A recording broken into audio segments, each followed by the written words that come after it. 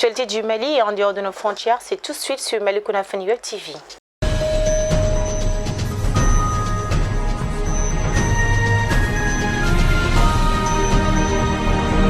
Une cérémonie symbolique de réparation aux victimes était organisée ce mardi 30 mars 2021 à Bamako par les autorités maliennes de la transition et par la Cour pénale internationale, la CPI. L'avènement fait suite à la condamnation en l'année 2016 par la CPI d'Ahmad Al-Faki Al-Madi, cadre du groupe djihadiste en Sardine, qui avait conduit la destruction des mausolées de Tombouctou en l'année 2012. Les mausolées ont été reconstruits depuis et cette cérémonie a été l'occasion de lancer le processus de réparation aux victimes.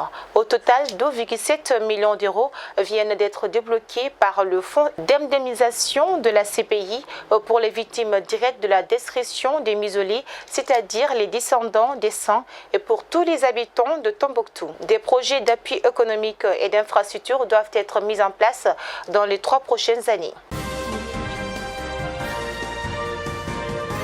Toujours dans le cadre de la CPI, la procureure de la Cour pénale internationale, Fatou Bensouda, est venue au Mali pour non seulement assister à la cérémonie de remise symbolique de fonds alloués aux victimes, mais aussi pour remercier les autorités de la transition malienne pour leur bonne collaboration de la justice durant son mandat. L'hôte du Mali a été reçu hier par le président de la transition, son Excellence M. Mbandao. Au terme des échanges, Fatou Bensouda a révélé à la presse que la rencontre a concerné essentiellement les dossiers maliens à la CPI depuis la crise de l'année 2012.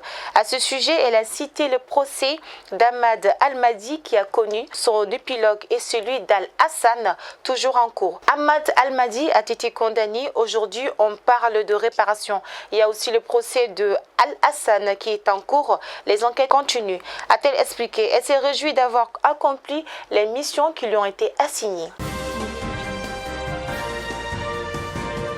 Une frappe aérienne de l'armée française a tué 19 civils au Mali en janvier dernier, selon une enquête de l'Organisation des Nations Unies, l'ONU, publiée ce mardi.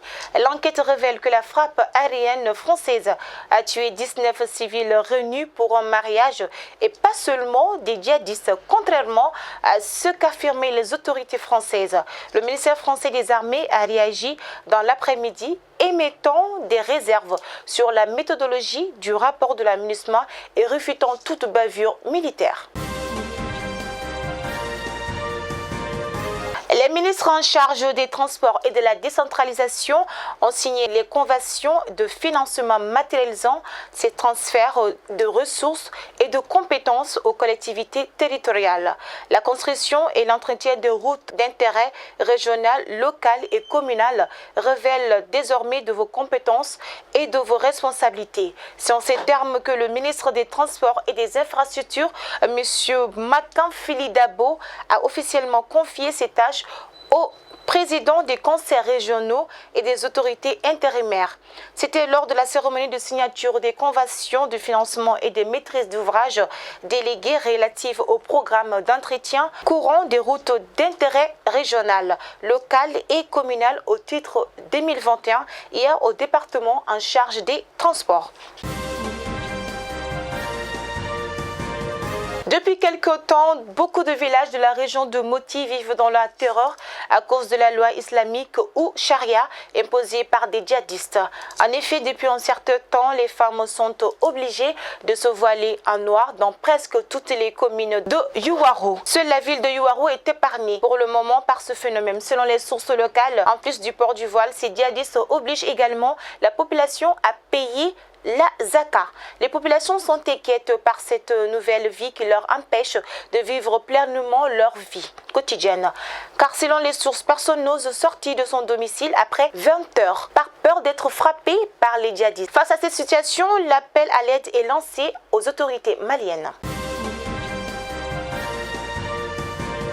Dans la nuit du 29 mars 2021, des hommes armés non encore identifiés ont fait leur entrée dans le village de Yumi, commune de Boura, à Gao. Selon les sources locales, ces malfrats sont arrivés à bord des motos et auraient emporté une moto tricycle et du bétail, dont des vaches et des chèvres. Mais aucune perte en vie humaine n'a été signalée.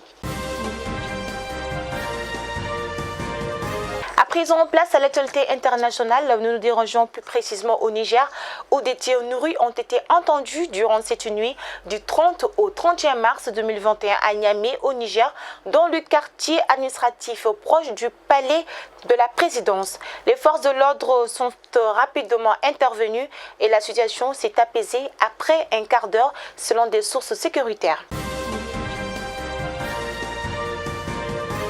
Le procès de l'ancien président ivoirien, M. Laurent Gbagbo, et de l'ex-leader des jeunes patriotes Charles Blé Goudé avait démarré en janvier 2016. Tous deux avaient été acquittés en première instance début 2019 de crimes contre l'humanité et de crimes de guerre dans le cadre des violences commises entre décembre 2010 et avril 2011, suite à l'annonce des résultats de la présidentielle. La CPI, c'est-à-dire la Cour pénale internationale, doit statuer ce mercredi sur ces acquittements. C'est tout pour votre flash d'information d'aujourd'hui, mardi 31 mars 2021. Merci à vous de l'avoir suivi. Surtout, bonne suite de programme sur nos chaînes.